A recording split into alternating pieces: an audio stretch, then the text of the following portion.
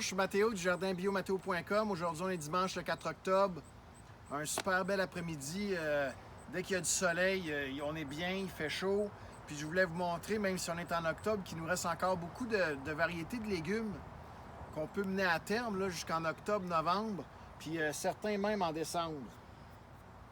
Tout simplement, on a eu des grosses gelées autour du 19, entre le 19, 20, 21, 22 septembre.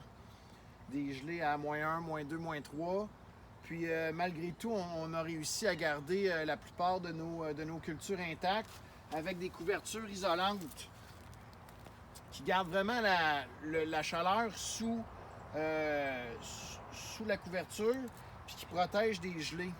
Fait que des fois, avec un outil simple, on peut prolonger notre saison. Vous voyez, il n'annonce pas de gel là, quand même pour plusieurs jours encore. On va s'en sortir. Puis il y a des cultures là, qui vont bien tolérer le froid aussi. Fait que ça, c'est un outil qu'on utilise beaucoup, c'est la couverture isolante. Il y a différentes épaisseurs, P19, P30, P45. Puis dans le fond, plus le chiffre est gros, plus c'est isolant. C'est pas super dispendieux, puis ça permet de garder des cultures. Nous, encore, la semaine dernière, on a procédé à des plantations, puis encore cette semaine, on va faire des plantations, autant à l'extérieur que sous tunnel cancer. Je vais vous faire un peu le tour là, pour vous montrer un peu ce qu'on fait. Donc, on a planté vendredi notre ail, une première planche d'ail. Moi, je le fais sur toile avec du goutte à goutte. On peut le faire en plein champ. Ici, il y avait quand même une bonne pression de mauvaises herbes là, encore cette année. Fait qu'on veut s'assurer là, de réduire ça au maximum. On a planté de l'épinard qui a germé, qui est sorti. Donc on plante ça hyper dense, puis on récolte régulièrement nos feuilles. Donc on a 12 rangs sur une planche de 30 pouces. Je vous dis pas que c'est l'idéal, mais comme c'est des cultures d'automne, dès qu'il va y avoir là, quelques feuilles, on va tout ramasser. Fait que ça va nous mener ça jusqu'au mois de novembre. On a évidemment nos choux-fleurs qui ne sont pas encore sortis. Puis on a des brocolis dans le fond. Fait que ça, en plantant ça au mois de juillet, fin juillet, début août, même jusqu'à fin août, on peut sortir les fruits de tout ça jusqu'à la fin de l'automne. Du radis, évidemment, du rabiole. Puis on a des radis qu'on a plantés là, il y a quelques semaines. Ça fait peut-être 3 semaines. Puis on va déjà pouvoir en récolter, d'après moi, là, prochainement.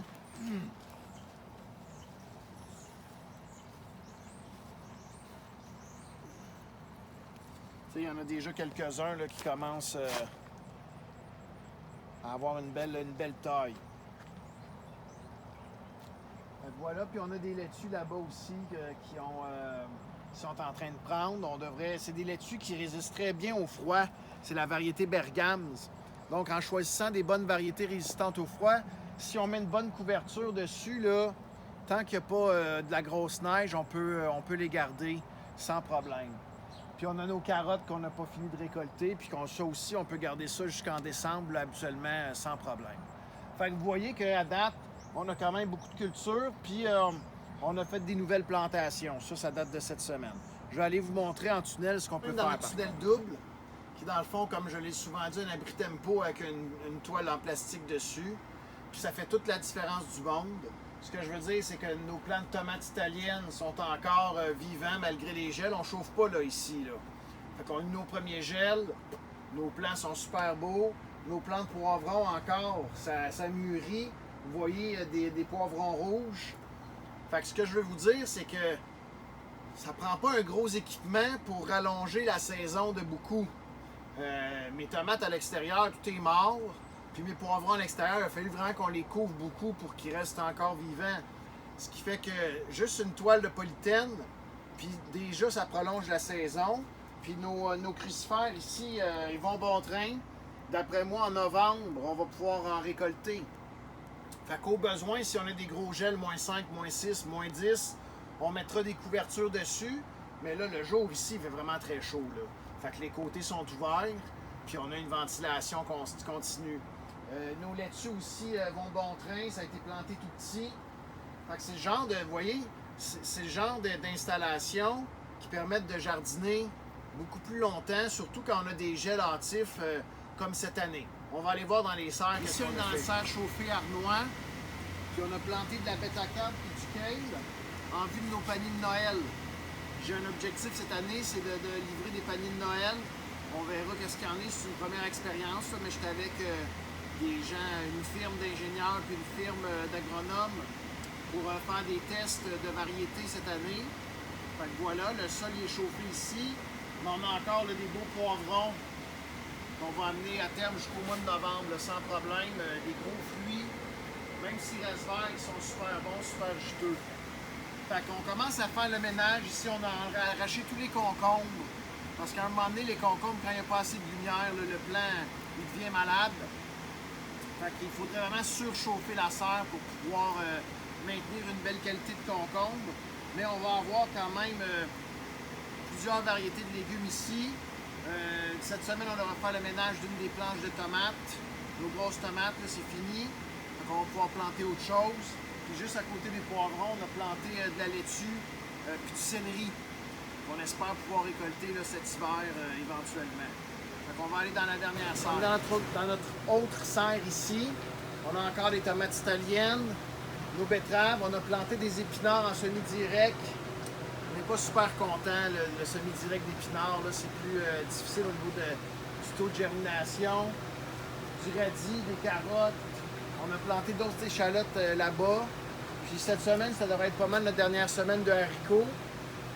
Mais on va en avoir jusqu'à la mi-octobre, ce qui est quand même bien. Du bel haricot jaune, croquant, super sucré. Puis le froid, évidemment, il augmente le taux de sucre.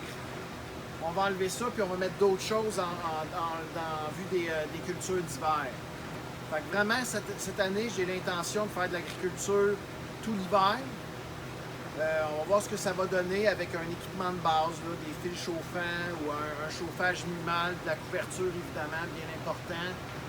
Mais on s'enligne vers ça pour rentabiliser l'infrastructure évidemment, puis aussi permettre aux gens d'avoir des légumes frais pendant toute l'année. Dans notre dernière planche, on a encore des crucifères qui sont en train de pousser, du chou, du brocoli, du chou chinois. Fait qu'on espère que ça va être prêt pour Noël, pour le temps des fêtes. Fait que vous voyez que nous, à la ferme, on n'a pas fini notre travail. Là. On est toujours en travail à chaque jour. Évidemment, à l'extérieur, on commence à faire du ménage. T'sais, on a récolté nos citrouilles, on commence à récolter nos courges. Les melons, c'est fini. Nos tomates extérieures, c'est fini. Mais il nous reste encore beaucoup de cultures. Là. Pois mange-tout, aubergines, poivrons qu'on a recouverts puis qui n'ont pas subi trop de dégâts à cause du gel. On a de la laitue à l'extérieur. Puis, on a du céleri. Du céleri, des crucifères, donc chou chinois, brocoli, de la bêta-carbe, du kale. Fait que vous voyez, on est au mois d'octobre, puis on est quand même capable d'avoir encore là, une vingtaine de variétés de légumes sans problème. Fait que ça faisait le tour un peu des cultures à la ferme pour ce début du mois d'octobre. Je vais vous revenir avec les paniers de Noël, évidemment. Le kiosque va être encore ouvert la semaine prochaine, puis sûrement l'autre semaine au niveau de l'Action de grâce, la fin de semaine de l'Action de grâce, le samedi. Par la suite, on verra qu'est-ce qu'on a comme surplus, mais vous êtes mieux d'en venir en profiter là, dans les 2 prochains samedis. Donc voilà, si vous avez des questions, n'hésitez pas à m'écrire ou à m'appeler. Toutes les coordonnées sont sur mon site internet jardinbiomateo.com. Merci.